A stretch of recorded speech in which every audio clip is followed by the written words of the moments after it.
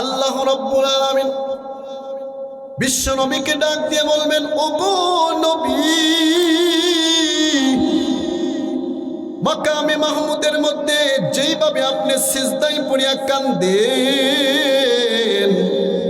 আমার মনে কয় আপনার ক্রন্দনের কারণে আসমান জমিনগুলো আবার থরথর করে কাঁপা শুরু করে দিয়েছে। সুবহানাল্লাহ। ইয়া রাসূলুল্লাহ, এত কান্দেন কেন? আপনি আপনার মাথাটা উঠান। আমি রব্বুল আলামিন আপনাকে ওয়াদা দিলাম, আজকে আপনি আমার কাছে যে আবেদন করবেন, আমি রব্বুল আলামিন আপনার আবেদন পূর্ণ করে দিব। আল্লাহর হাবিব বিশ্ব নবী বলবেন, যেইভাবে জাহান্নাম তর্জন গর্জন করতেছে, কোন সময় বুঝি আমার জাহান্নামটা তেরে এসে আমার উম্মতগুলোরে খেয়ে ফেলে দেয়, আমার বড় ভয় লাগে। সুবহানাল্লাহ। লক্ষ লক্ষ ফেরেশতারা জাহান্নামের শরীরের ভিতরে শিকল টেনে পিছন দিকে নেওয়ার চেষ্টা করবে, কিন্তু জাহান্নাম পিছন দিকে যায় না। বারবার তেরে জাহান্নামটা হাসরের মাঠের দিকে চলে আসবে। মায়ার নবী জাহান্নামের তর্জন গর্জন শুনিয়া হাউমাউ হাউমাউ করিয়া মাকামে মাহমুদের মধ্যে সিজদায় কান্দুন। রব্বুল আলামিন নবীকে বলবেন, ওগো নবী, মাথা উঠান, আপনি কোনো টেনশন করেন না, আপনার উম্মতকে বাঁচানোর দায়িত্ব আমি আল্লাহ। আল্লাহ রব্বুল আলামিন ঠিক ওই সিচুয়েশনে বিশ্ব নবীর হাতের মধ্যে এক পেয়ালা পানি দান করবেন আর বলবেন, ইয়া রাসূলুল্লাহ, ইয়া হাবিবাল্লাহ, এই পানিগুলো আপনি জাহান্নামের দিকে ছুঁড়ে মারেন।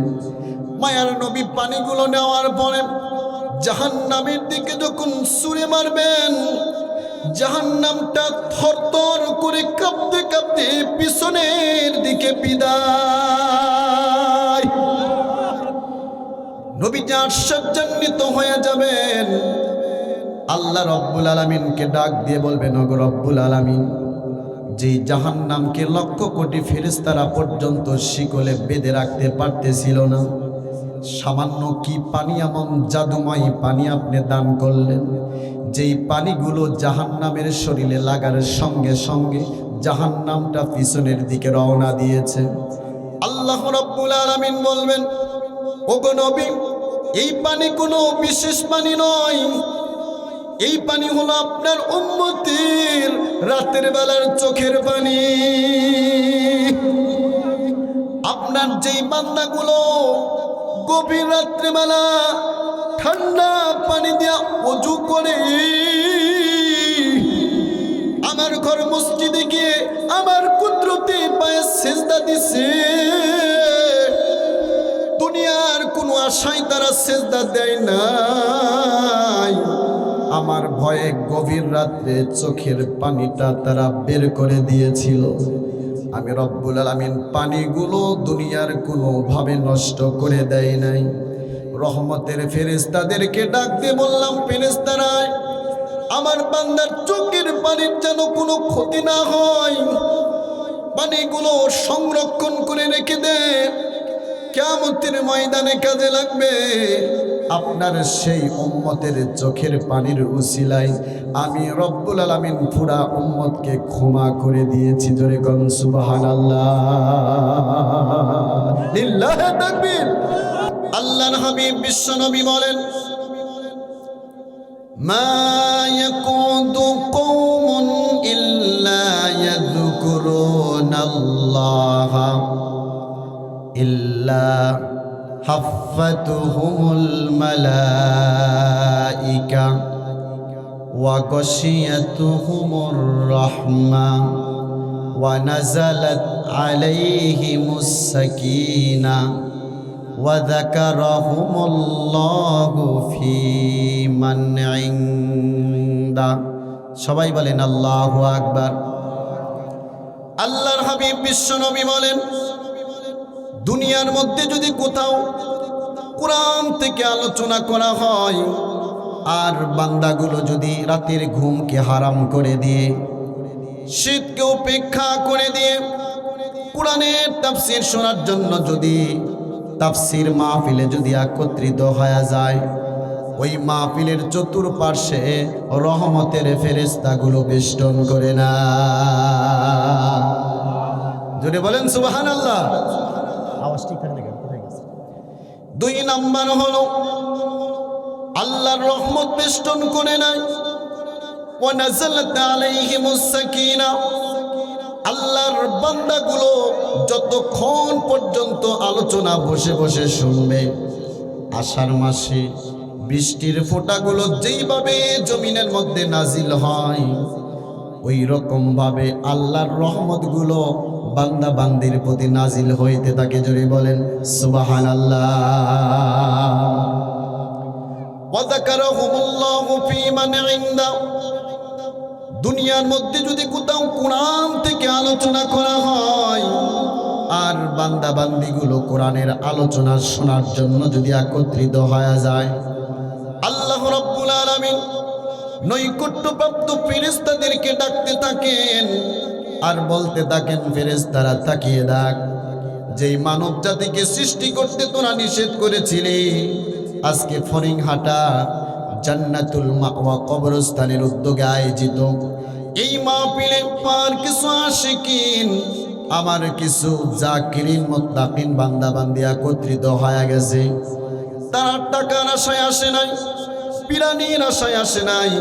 তার কারণ বাংলাদেশে এমন দল আছে, যেই দলের নেতা নেত্রীরা কর্মী সংগ্রহ করার জন্য টাকা বিলিয়ে দেয়, বিরানির ব্যবস্থা করে দেয়, এরপরেও জনসভার ভিতরে মানুষ খুঁজে পাওয়া যায় না। আছে না নাই? কিন্তু কোরআনের তাফসীর শোনার জন্য যারা একত্রিত হয়ে যায়, দুনিয়ার কোনো উদ্দেশ্য থাকে না, একমাত্র আল্লাহকে রাজি খুশি করার জন্য আমার বান্দাগুলো এখানে একত্রিত হয়ে গেছে। ও ফেরেশতা সাক্ষী দাও, আজকে তাফসীর মাহফিলে আমার যেই বান্দা বান্দিগুলো একত্রিত হয়ে গেছে, আমি রব্বুল আলামিন প্রত্যেকের জিন্দেগির তামাম গুনাহগুলো মাফ করে দিলাম। জোরে বলেন না সুবহানাল্লাহ।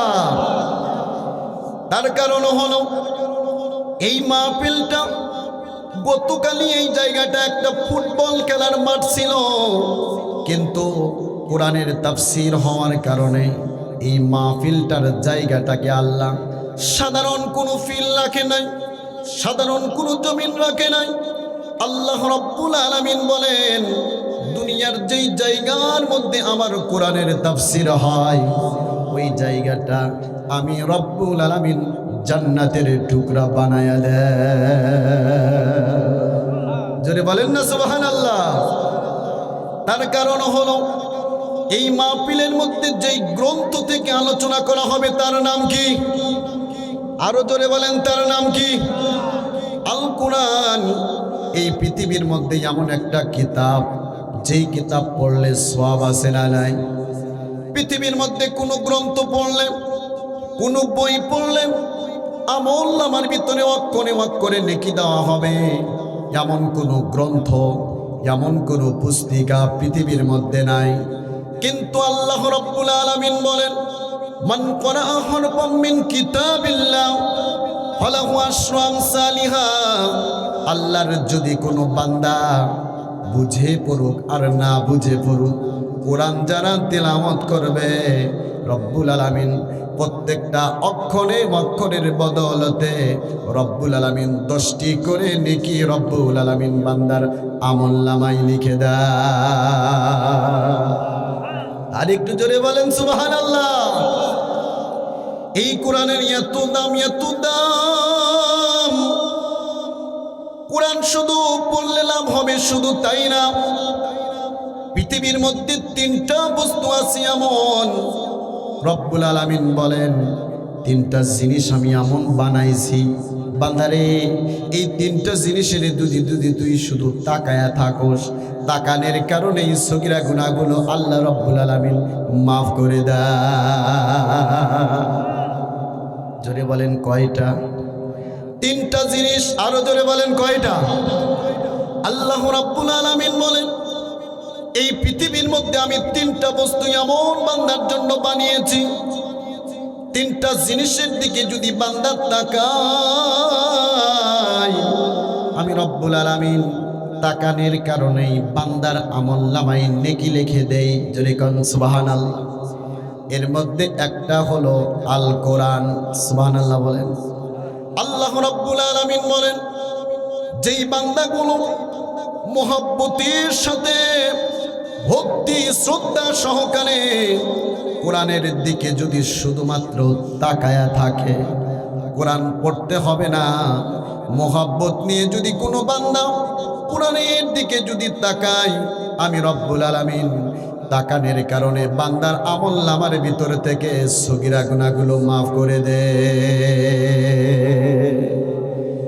এই জন্য কোরআনের পক্ষে থাকার দরকার আছে না নাই? কোরআনের পথে অবিচল থেকে আমার মরণ যেন হয়, ইমানের পথে অবিচল থেকে আমার মরণ যেন হয়। তোমারই কাছে মিনতি আমার, তোমারই কাছে মিনতি আমার, মহামহিম দয়াময় কোরআনের পথে অবিচল থেকে আমার মরণ যেন হয়, ইমানের পথে অবিচল থেকে আমার মরণ যেন হয়। চিল্লায় বলেন আমিন।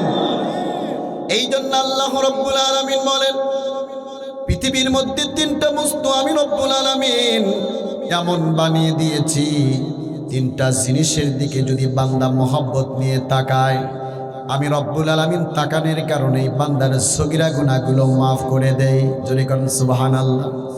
এর মধ্যে একটি হলো আল কোরআন।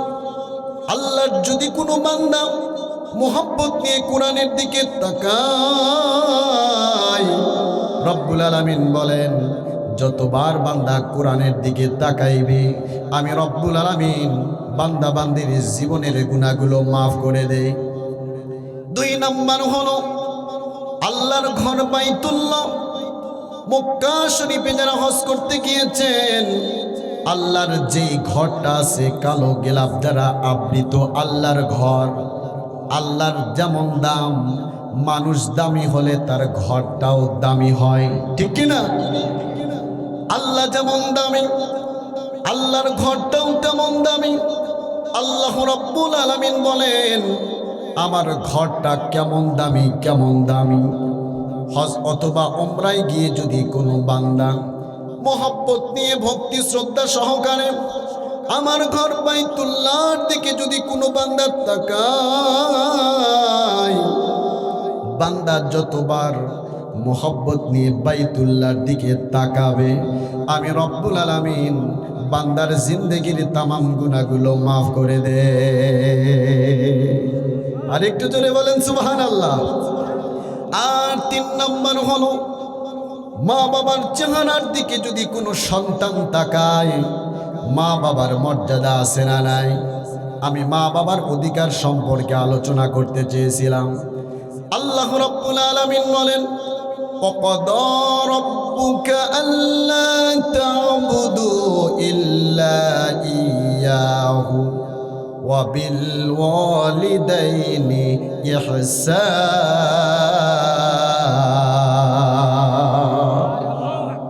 আল্লাহ রাব্বুল আলামিন বলেন আমি চূড়ান্ত পর্যায়ের ফয়সালা করে দিলাম লা তা'বুদু ইল্লা ইয়াহু, ইবাদত করতে হবে একমাত্র কার? আরো জোরে বলেন কার? আল্লাহ রাব্বুল আলামিন বলেন ইবাদত করতে হবে একমাত্র আমি রব্বুল আলামিনের। এখানে দুইটা হকের কথা আল্লাহ রাব্বুল আলামিন বলেছেন। একটা হলো আল্লাহর হক, আর একটা হলো বান্দার হক। আল্লাহ রাব্বুল আলামিন বলেন, এক নম্বর হক হলো আমি রব্বুল আলামিনের হক, সেটা হলো আমার ইবাদত করা। দুই নাম্বার হলো আমার ইবাদতের পরে যেই ইবাদতটা করতে হবে সেটা হলো মা বাবার সাথে ভালো ব্যবহার করা। জোরে বলেন কার সাথে? তাহলে এক নাম্বার হলো আল্লাহ রাব্বুল আলামিন বলেন, এক নাম্বার হলো আমি রব্বুল আলামিনের ইবাদত করতে হবে। আল্লাহ রাব্বুল আলামিন বান্দাকে যতগুলো বিধিবিধান দান করেছেন তার মধ্যে সর্বশ্রেষ্ঠ বিধান হলো নামাজ। জোরে বলেন কি? আরো জোরে বলেন কি? কোরআন এবং হাদিস রিসার্চ করলে দেখতে পাবেন সবচাইতে বেশি গুরুত্ব দেওয়া হয়েছে নামাজের ব্যাপারে, ঠিক কিনা? কিন্তু বড় দুঃখের সাথে বলতে হয় 92% মুসলমানের দেশে মসজিদের অভাব নাই, মাদ্রাসার অভাব নাই, ওয়াজ মাহফিলের অভাব নাই, কিন্তু মসজিদের ভিতরে মুসল্লির অভাব আছে না না? জোরে বলেন আছে না নাই? আজকে যদি বলা হয় সারা রাত্র জেগে জেগে আলোচনা শুনতে হবে, রাজি আছেন না নাই? সারা রাত্র জেগে জেগে আলোচনা শোনার জন্য অনেক আল্লাহর বান্দা রাজি হয়ে যাবে। কিন্তু যদি বলা হয় ফজরের নামাজটা মসজিদে গিয়ে ঠান্ডা পানি দিয়ে উজু করে মসজিদে গিয়ে ফজরের নামাজটা পড়তে হবে, অনেকের মন খারাপ আছে না নাই? কিন্তু যদি কোনো বান্দা সারা রাত্র আলোচনা করলো, সারা রাত্র কোরআনের তাফসীর শুনলো, কিন্তু ফজরের নামাজ যদি না পড়ে, এমন আলোচনা কিয়ামত পর্যন্ত যদি শোনা হয়, ওই আলোচনা দ্বারা কান একটু মজা পাবে, হেদায়েত আসবে না, ঠিক কি না?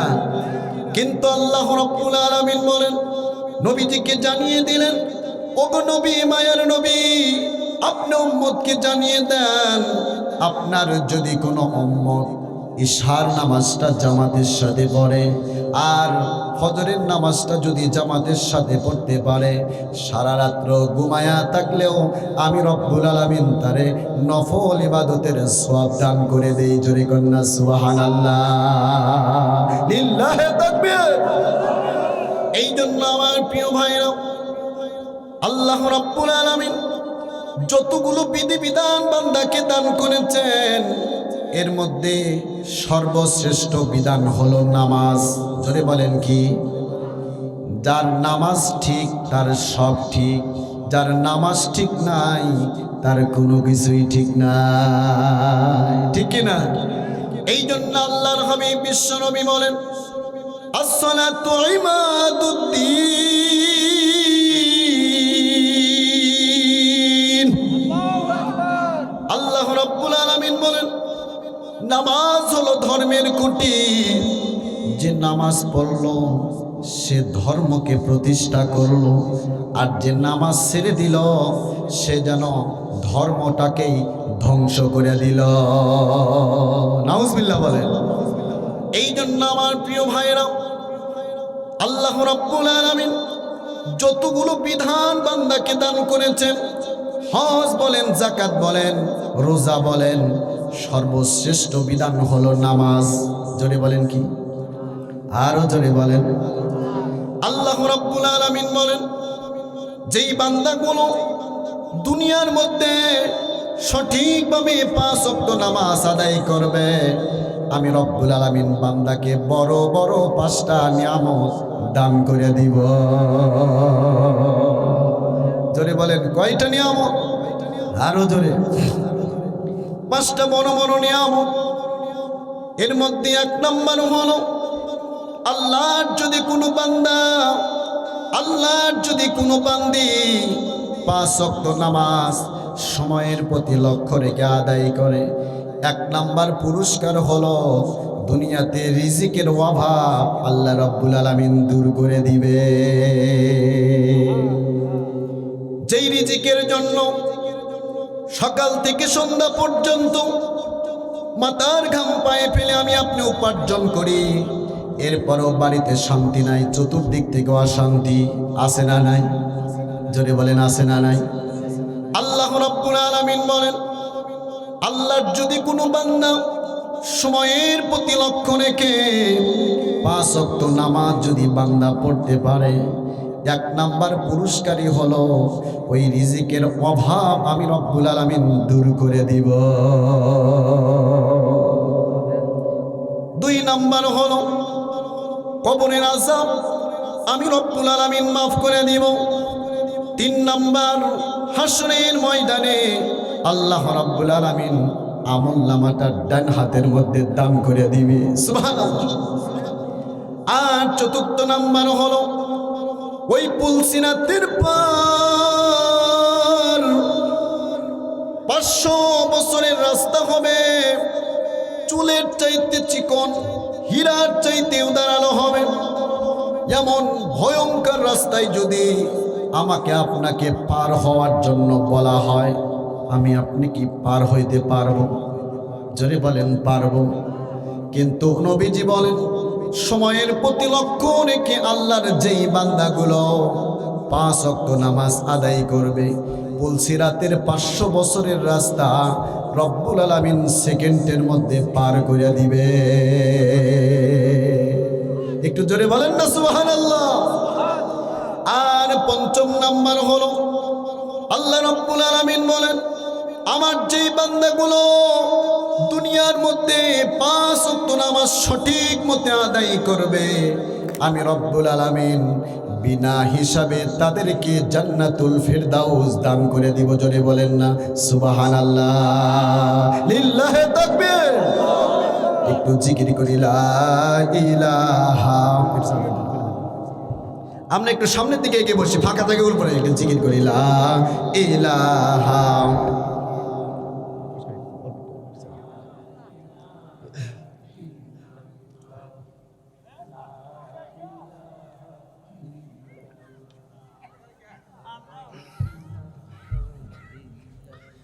জোরে লা ইলাহা,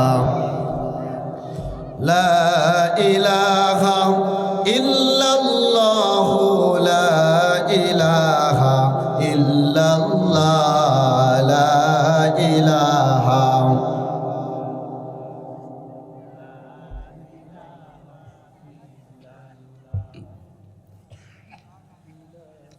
ইল্লাল্লাহ। জোরে লা ইলাহা।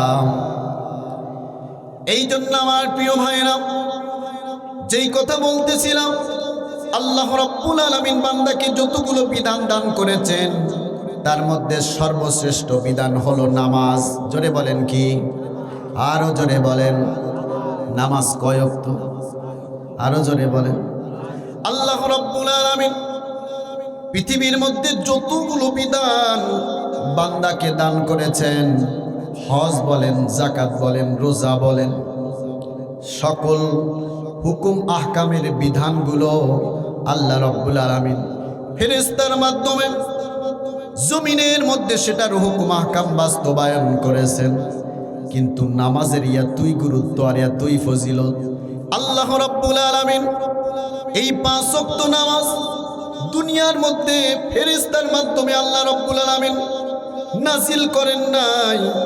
মিরাজের রাত্রে নবীকে 7 আসমানের উপরে নিয়ে যায় আল্লাহ তাআলার আরশে আজিমে এই নামাজগুলো আল্লাহ রাব্বুল আলামিন নবীকে হাদিয়া স্বরূপ দান করেছে। জোরে বলেন সুবহানাল্লাহ। আল্লাহ রাব্বুল আলামিন নবীকে সর্বপ্রথম 50 ওয়াক্ত নামাজ হাদিয়া স্বরূপ দান করেছিলেন। 50 ওয়াক্ত নামাজ নিয়ে আসার সময় মুসা নবীর পরামর্শ শুনে নামাজ কমাইতে কমাইতে এক পর্যায়ে 5 ওয়াক্ত নামাজ আল্লাহ রাব্বুল আলামিন বান্দার জন্য ফরজ আইন করে দিয়েছেন। আর বলে দিয়েছেন, শোনো ওগো মায়ার নবী, আপনার যদি কোনো উম্মত এই 5 ওয়াক্ত নামাজ যদি সময়ের প্রতি লক্ষ্য রেখে আদায় করতে পারে, আমি রব্বুল আলামিন 5 ওয়াক্তের না 50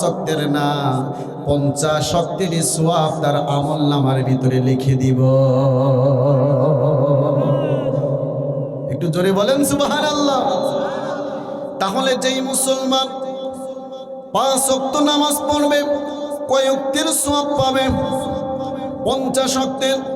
আর যেই মুসলমান 5 ওয়াক্ত নামাজ পড়বে না, লস করলো কয় ওয়াক্ত? 50 ওয়াক্ত। এই জন্য নামাজ পড়ার দরকার আছে না নাই? আমার নবী, মায়ার নবী রহমাতুল লিল আলামিন নিজের জীবনের শেষ মুহূর্তে নবীজি যেই ইবাদতের কথা বলে গেছেন সেটা হলো নামাজ। জোরে বলেন কি? আসসালাত আসসালাত মা মালাকাত আইমানুকুম। মুসলমানেরা, নামাজ নামাজ, এই নামাজ তোমরা কখনো পরিত্যাগ করো না। নামাজ ছাড়া যাবে?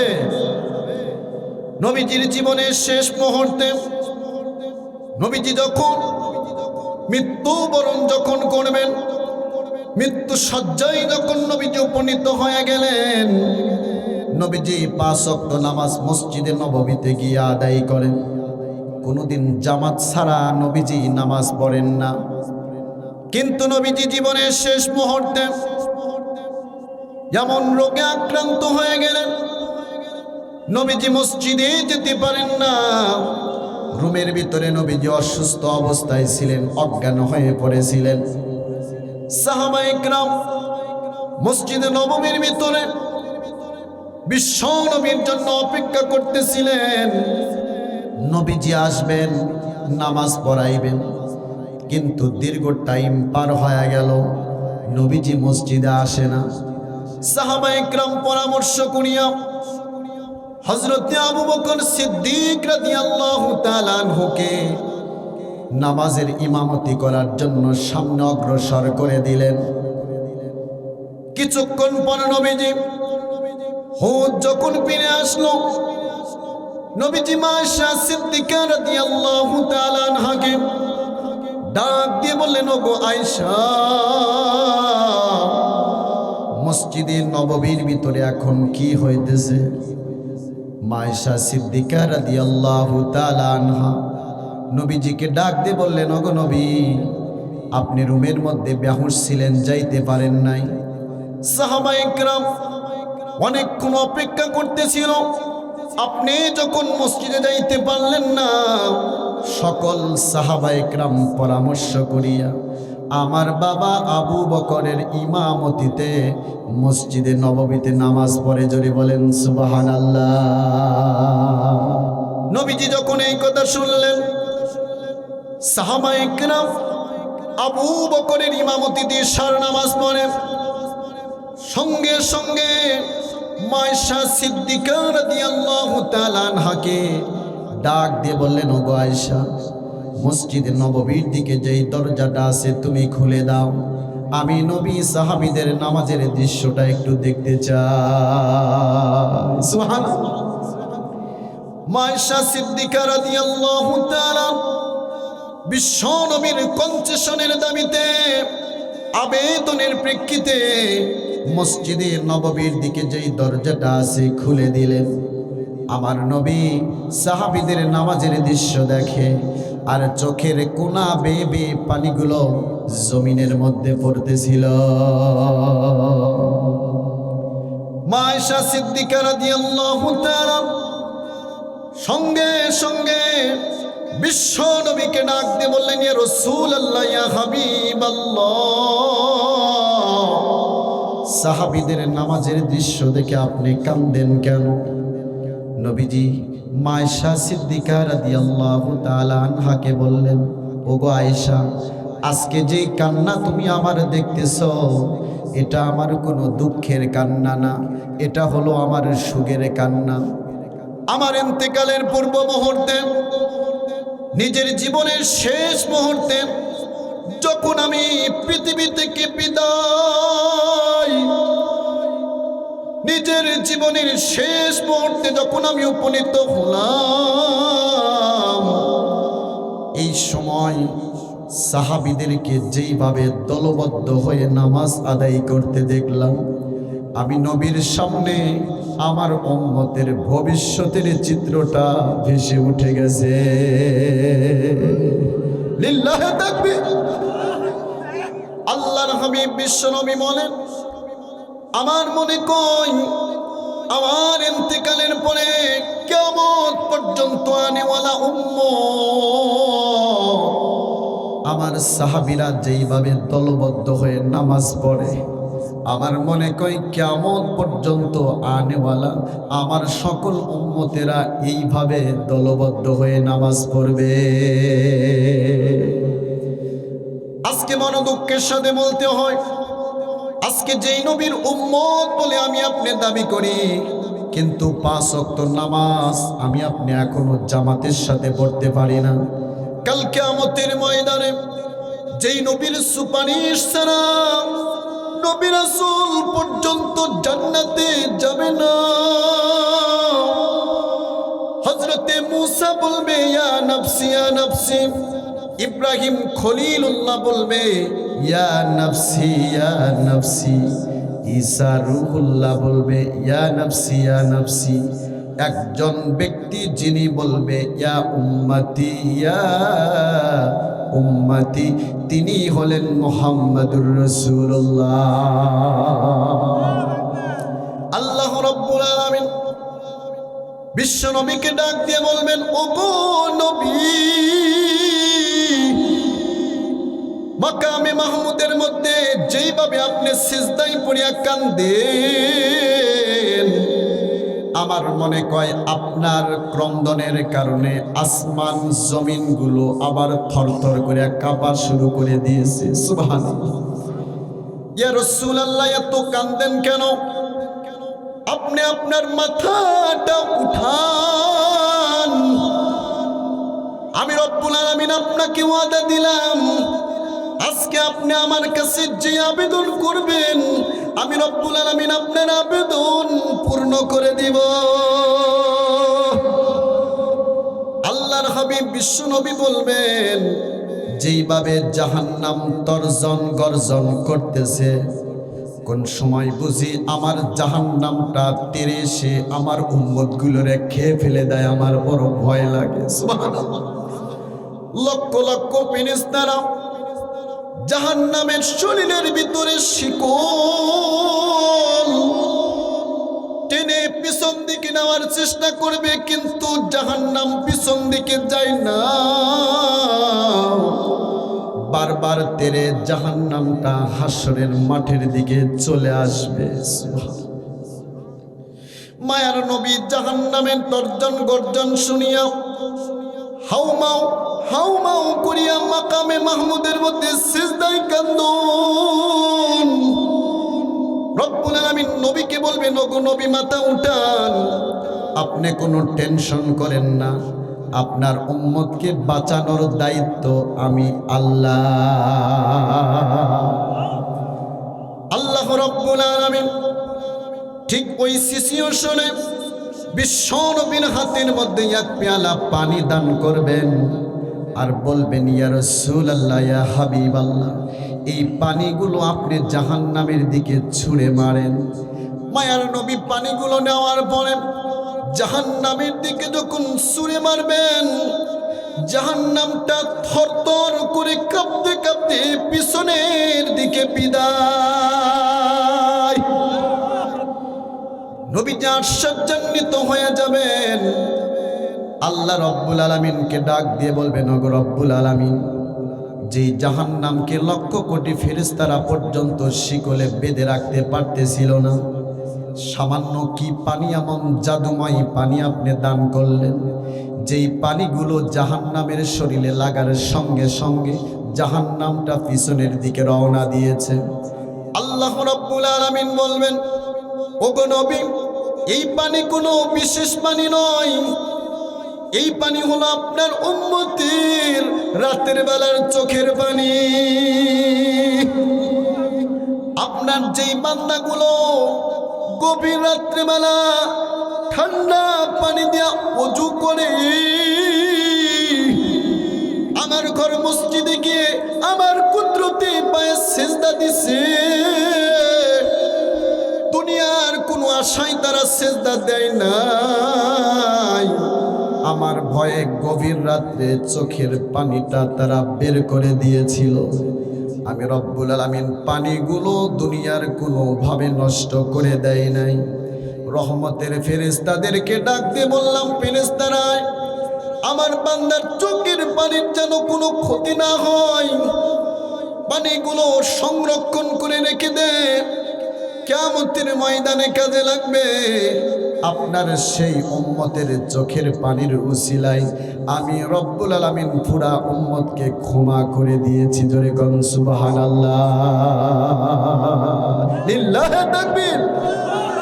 এই জন্য আমার প্রিয় ভাইরা, এই পৃথিবীটাকে স্থায়ী নাকি অস্থায়ী? স্থায়ী না অস্থায়ী? কবরে যেতে হবে কি হবে না? এই যে ফড়িংহাটা জান্নাতুল মাওয়া কবরস্থান, এই কবরস্থানে আমার আপনার আম্মা আব্বা আত্মীয় স্বজন শুয়ে আছে না নাই? জোরে বলেন আছে না নাই? এই পৃথিবীটা স্থায়ী না অস্থায়ী? দুনিয়াটা অল্প দিনের জায়গা। আমি আপনি ছিলাম তো জান্নাতে, আবার যেতে হবে জান্নাতে।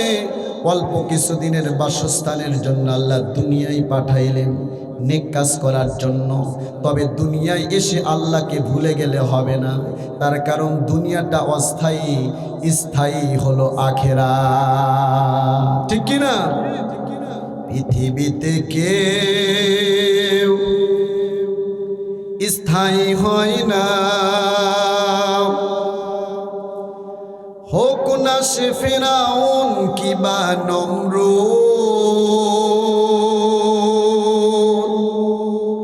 কেউ ভবে চিরকাল রয় না, কেউ ভবে চিরকাল রয় না। চলে যাই সব ছেড়ে যেতে হয়, মৃত্যু মানে না কোনো পরিচয়। সব রাজা মহারাজা আর মহাবীর, সব রাজা মহারাজা আর মহাবীর, কাউকে সে অবকাশ দেয় না। পৃথিবীতে কেউ স্থায়ী হয় না, হোক না সে ফিরআউন কিবা নমরুদ, কেউ ভবে চিরকাল রয় না, কেউ ভবে চিরকাল রয় না। ঠিক কিনা? এই জন্য আমার প্রিয় ভাইরা, আমার আপনার আসল জায়গা হলো কবর। কবর যার ভালো হবে, পুরা হাসরের জগৎটা তার জন্য ভালো হয়ে যাবে। সুবহানাল্লাহ। কবর যার খারাপ, পুরা হাসরের জিন্দেগি তার জন্য খারাপ হয়ে যাবে। আল্লাহর হাবিব বিশ্বনবী বলেন, আউয়ালুল মঞ্জিল কবর, প্রথম মঞ্জিল হলো কবর। কবরে যেই বান্দা ছাড় পেয়ে যাবে, সব জায়গায় ছাড়। সুবহানাল্লাহ। আর কবরে যেই বান্দা আটকে যাবে, পুরা জিন্দেগিতে সব জায়গায় আটকে যাবে। এই জন্য কবরের ভয় অন্তরে পয়দা করার দরকার আছে না নাই? কবরের ভয় কেমন করে রাখবেন? আমি আপনি তো সাধারণ মানুষ, জান্নাতের সার্টিফিকেট প্রাপ্ত সাহাবীরা কবরের ভয়, জান্নাতের 10 জন সার্টিফিকেট প্রাপ্ত ব্যক্তির মধ্যে একজনের নাম হলো হযরতে উসমান রাদিয়াল্লাহু তাআলা। নাম কি? আরো জোরে বলেন। খলিফাতুল মুসলিমিন হযরতে উসমান, জান্নাতি 10 জন সাহাবীদের মধ্যে একজন সাহাবী। এই খলিফাতুল মুসলিমিন হযরতে উসমান, তিনি যখন রাস্তা দিয়ে যাইতেন, যদি কোনো কবর উসমানের সামনে পড়তো, হযরতে উসমান হাউমাউ হাউমাউ করিয়া ক্রন্দন করা শুরু করে দিতেন। আল্লাহু আকবার। সাহাবায়ে কেরাম হযরতে উসমানকে ডাক দিয়ে বলেন, খলিফাতুল মুসলিমিন, জান্নাতের আওয়াজ, জান্নাতের কথা শুনে আপনি এত কান্দেন না, জাহান্নামের কথা শুনেও এত ভয় পান না। কিন্তু আমরা লক্ষ্য করে দেখেছি, আপনি যখন রাস্তা দিয়ে যান আর যদি কোনো কবর আপনার সামনে পড়ে, হাউমাউ হাউমাউ করিয়া কেন কান্দেন? কবরকে কেন এত ভয় পান? খলিফাতুল মুসলিমিন হযরতে ওসমান সাহাবীদেরকে ডাক দিয়ে বলে, ও আমার সাহাবীরা শোনো, বিশ্বনবী বলেছেন বান্দার প্রথম মঞ্জিল হলো কবর। কবর যার ভালো, গোটা হাসরের জিন্দেগি তার ভালো। সুবহানাল্লাহ। কবর যার খারাপ, গোটা হাসরের জিন্দেগি তার জন্য বড় কঠিন হয়ে যাবে। এই জন্য আমি উসমানের জানা নাই আমি কি কবরে ছাড়া পাবো নাকি আটকে যাই। ওই কবরে যদি একবার আটকে যায়, রেহাই পাওয়ার উপায় নাই। এই কবরের ভয় কেমন ছিল? বিশ্ব নবী মুহাম্মদুর রাসূলুল্লাহ সাল্লাল্লাহু আলাইহি ওয়াসাল্লামের 11 জন স্ত্রী ছিল। জোরে বলেন কয়জন? আরো জোরে বলেন। 11 জন স্ত্রীর মধ্যে সর্বপ্রথম স্ত্রী, তার নাম কি? মা খাদিজাতুল কুবরা। সুবহানাল্লাহ।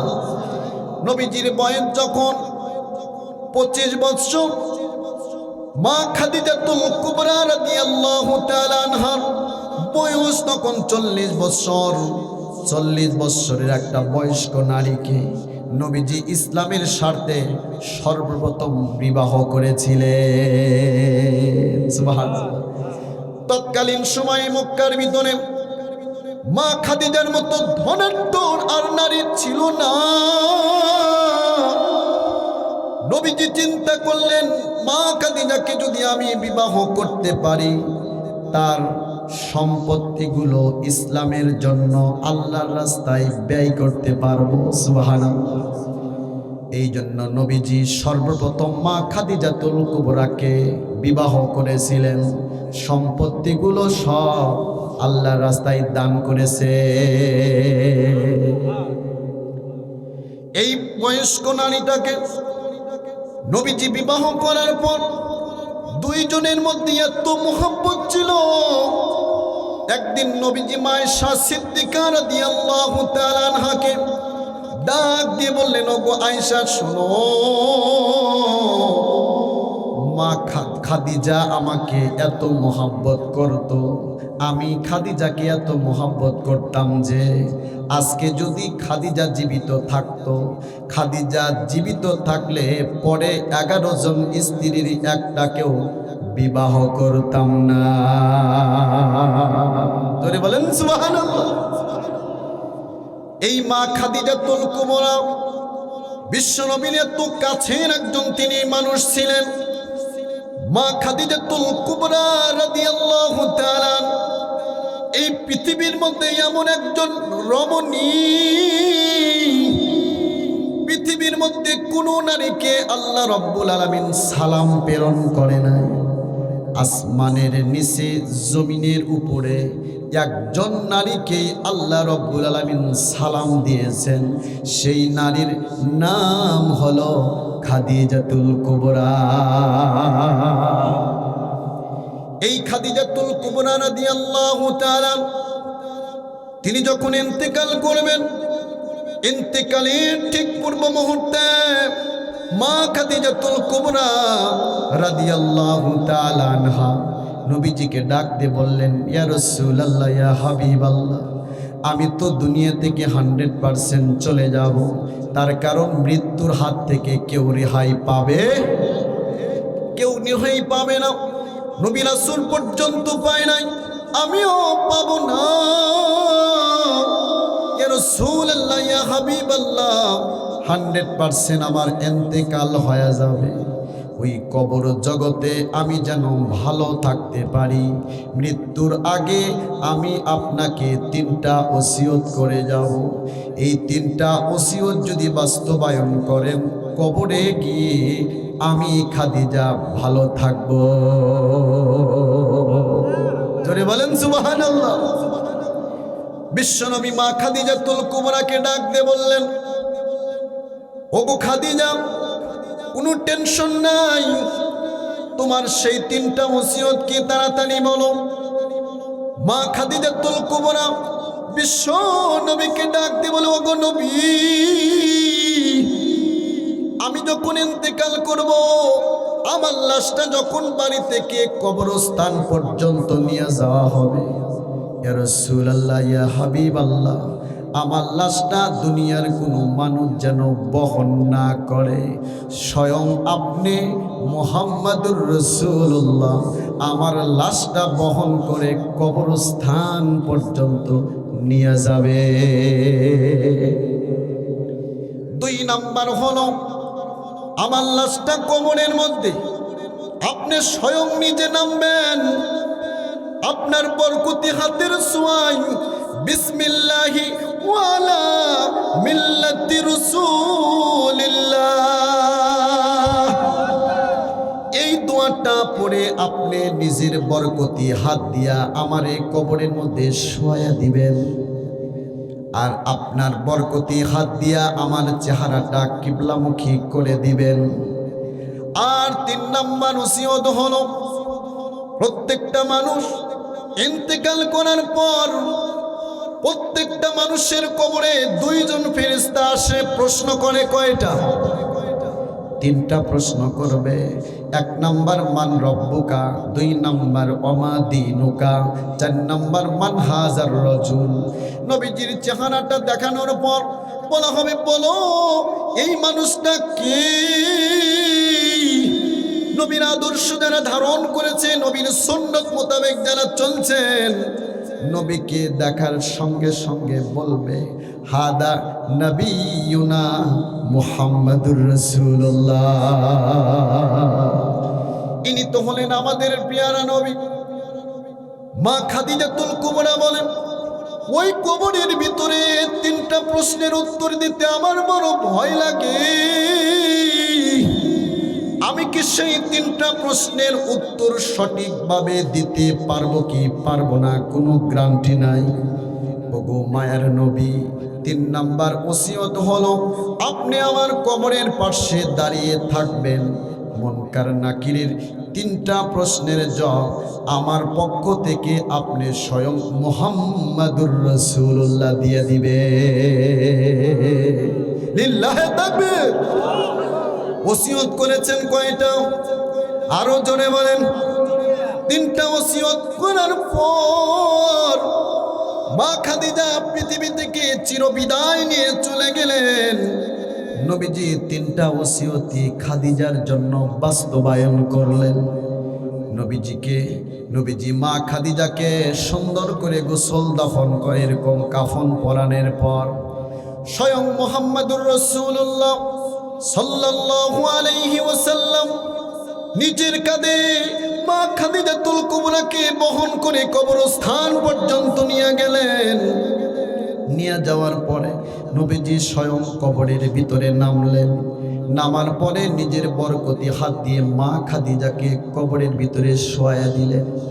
আর মা খাদিজার চেহারাটা বারবার হাত দিয়ে কাবার দিকে করার চেষ্টা করে, কিন্তু বড় আশ্চর্যের ব্যাপার হলো খাদিজার চেহারাটা যতবারই কাবার দিকে করা হয়, বারবারই খাদিজার চেহারাটা আসমানের দিকে উঠে যায়। বারবার নবীজি চেষ্টা করার পরেও যখন কোনোভাবে কাজ হয় না, আল্লাহ রব্বুল আলামিন জিব্রাইলকে পাঠিয়ে দিল, জিব্রাইল তাড়াতাড়ি যাও, আমার নবীকে জানায়া দাও, আপনি 1000 চেষ্টা করলেও খাদিজার চেহারাটা কাবার দিকে হবে না, আমি আল্লাহর দিকে আসমানের দিকেই উঠে যাবে। তার কারণ হলো, ও নবী, আপনি শুধু খাদিজাকে একা মহব্বত করেন তাই না, আমি রব্বুল আলামিন খাদিজাকে মহব্বত করি। আমি চাই খাদিজার চেহারাটা আমার দিকেই থাক। এরপরে মা খাদিজাকে সুন্দর করে দাফন কার্য সম্পাদন করার পরে সকল সাহাবীরা আস্তে আস্তে বাড়ির দিকে চলে গেলেন। হযরতে আবু বকর খেয়াল করে দেখেন মায়ার নবী বাড়িতে যায় না, ওই খাদিজার কবরের পাশে দাঁড়িয়ে থাকে অনেকক্ষণ পর্যন্ত। হযরতে আবু বকর সিদ্দিক নবীজিকে ডাক দিয়ে বলে, ওগো নবী, সব সাহাবী তো বাড়িতে চলে গেছে, আপনি কি বাড়িতে যাবেন না? আবু বকর সিদ্দিক রাদিয়াল্লাহু তাআলা আনহুকে নবীজি ডাক দিয়ে বলে, ওগো আবু বকর, আমার খাদিজা মুনকার নাকিরের প্রশ্নের জবাব দিতে বড় ভয় পায়, আর আমাকে বলে গেছেন আমি যেন তার পক্ষ থেকে 3টা প্রশ্নের জবাব দিয়ে দে। এই জন্য এখন পর্যন্ত মুনকার নাকির আসে নাই। ওগো আবু বকর, তুমি বাড়ির দিকে রওনা দাও, আমি বাড়িতে যাব, দেরি আছে, এখনো আমার সময় হয় নাই। হযরতে আবু বকর বাড়ির দিকে চলে গেলেন। অনেকক্ষণ পর্যন্ত নবীজি মা খাদিজার কবরের পাশে দাঁড়িয়ে আছে, কিন্তু বড় আশ্চর্যের ব্যাপার হলো মুনকার নাকির খাদিজার কবরে আসে না। লিল্লাহি তাকবীর। নবীজি অনেকক্ষণ পর্যন্ত অপেক্ষা করলেন, কিন্তু মুনকার নাকির মা খাদিজার কবরে আসে না। নবীজি টেনশনে পড়ে গেলেন, হায় হায়, খবর কি? কিছুক্ষণ পরে জিবরাইল আমিন আগমন করলেন, আর নবীজিকে ডাক দিয়ে বললেন, ওগো নবী, আপনার আর কষ্ট করার দরকার নাই, এত কষ্ট করে খাদিজার কবরের পাশে কেন আপনি দাঁড়িয়ে থাকেন? বলে, তুমি জানো না খাদিজার পক্ষ থেকে প্রশ্নগুলোর আনসার দেওয়ার জন্য আমি দাঁড়িয়ে আছি। জিবরাইল আমিন নবীকে জানিয়ে দিলেন, ওগো নবী, আপনি শুধু একাই খাদিজাকে মহব্বত করেন তাই না, আমার আল্লাহ খাদিজাকে এতই মহব্বত করে যে আল্লাহ রাব্বুল আলামিন আপনার উত্তর দেওয়ার অবকাশ রাখে নাই। স্বয়ং রব্বুল আলামিন খাদিজার পক্ষ হয়ে 3টা প্রশ্নের জবাব দিয়ে দিয়েছে। এই জন্য আমার প্রিয় মায়েরা, কবর বড় ভয়ঙ্কর জায়গা।